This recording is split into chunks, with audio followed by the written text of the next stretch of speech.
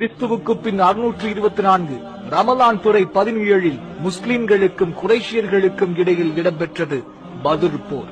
படையை தலைமை தாங்கினார்கள் நபிகள் நாயகம் ஸல்லல்லாஹு அலைஹி வஸல்லம். ரசூலுல்லாஹ்விடம் இருந்ததோ 313 பேர், காபிர்களாக இருந்தவர்களோ 1000 பேர். 14 ஷஹாபாக்களின் உயிர் தியாகத்தில் விளைக்கப்பட்டது அந்த போர்.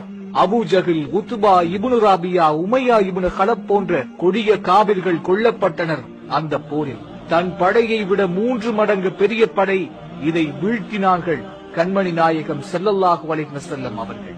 இது என்ன சினிமாவா? பிடிக்கப்பட்ட எந்த பெண்களும் முறைகேடாக கையாளப்படவில்லை, எந்த மரமும் வெட்டப்படவில்லை, எந்த குழந்தையும் கொல்லப்படவில்லை, வயது முதிர்ந்தவர்கள் கொல்லப்படவில்லை.